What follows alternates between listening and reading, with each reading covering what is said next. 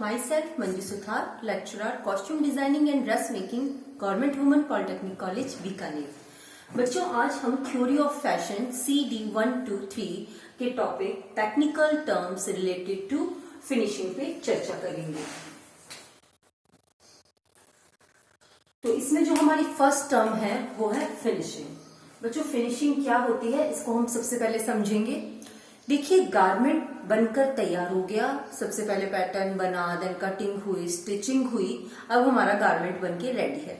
लेकिन बने हुए गारमेंट को सेलिंग कंडीशन में लाने के लिए, यानी उसको बेचने योग्य अवस्था में लाना है, या उसको वियरिंग कंडीशन यानी पहनने योग्य अवस्था में लाने के लिए हमें अभी भी कुछ क्रियाएं करनी बाकी होती हैं। जैसे सिलाई में जो हमारे धागे रह गए हैं, छूट गए हैं, उनको कटिंग करना है। कोई रॉ एजेस अगर कहीं छूट गए हैं तो उनको फिनिश करना है।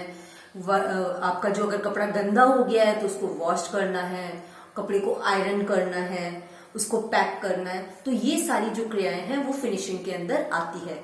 तो गारमेंट को स्टिचिंग के पश्चात सेलिंग कंडीशन में या वियरेबल यानी पहनने योग्य अवस्था में लाने के लिए जो क्रियाएं की जाती हैं उनको हम कहते हैं फिनिशिंग। फिनिशिंग में काउंट क्या हो रहा है? रॉ एजेस को फिनिश करना, सिलाई में छूटे हुए धागों को कट करना, और इसके अलावा उसको प्रेस करना, उसको पैकेजिंग करना, etcetera.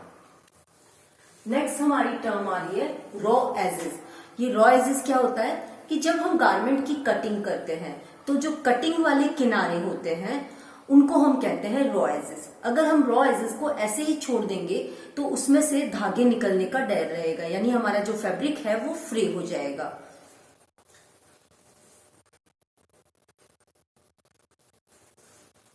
Next is trim.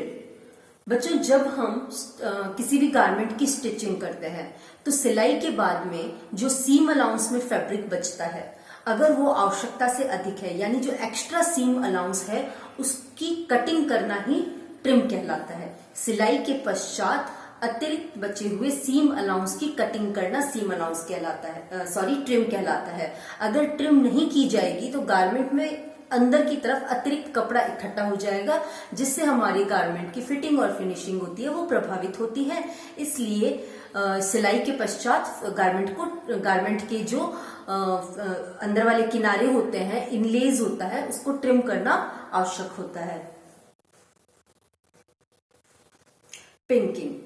पिंकिंग trim करने की ही एक प्रक्रिया है जिसके अंदर एक स्पेशल सीजर काम में ली जाती है, जिसको कहते हैं पिंकिंग सीजर। पिंकिंग सीजर से जब हम कटिंग करते हैं तो इस तरह की जिगजैग शेप की कटिंग होती है। तो जब हमारे रॉ एजेस को पिंकिंग सीजर की सहायता से ट्रिम कर दिया जाता है तो यह क्रिया पिंकिंग कहलाती है।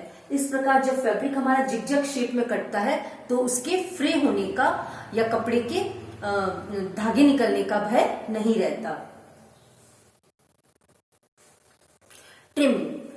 ट्रिमिंग जो होती है वो हमारे गारमेंट को डेकोरेटिव लुक देने के लिए जो सामग्री काम में ली जाती है वो ट्रिमिंग कहलाती है। ट्रिमिंग में फैब्रिक काउंट नहीं होता है, लेकिन जो button, laces, zippers, embroidery threads या कोई भी ऐसा सामान जिससे हम अपने गारमेंट को डेकोरेटिव लुक दे रहे हैं वो सब ट्रिमिंग कहलाती है। Of pressing. बच्चों, गारमेंट के सिलकर पूरा होने के पश्चात जो उस पर फाइनल प्रेसिंग की जाती है, उसको पूरा एकदम अच्छे से प्रेस किया जाता है, उसको हम कहते हैं of pressing. Hanger appeal. Garment को पूरी तरह से तैयार होने के पश्चात जब इसको बेचा जाता है तो कई गारमेंट्स होते हैं उनको हैंगर में हैंग किया जाता है, लगाया जाता है। तो किसी भी गारमेंट को हैंगर में लगाने पर वह कितना सुंदर दिखाई दे रहा है वो उस गारमेंट की हैंगर अपील कहलाती है। किसी गारमेंट की हैंगर अपील जितनी अच्छी होगी उस गारमेंट के सेल होने के चांसेस उतने ही ज्यादा होते हैं।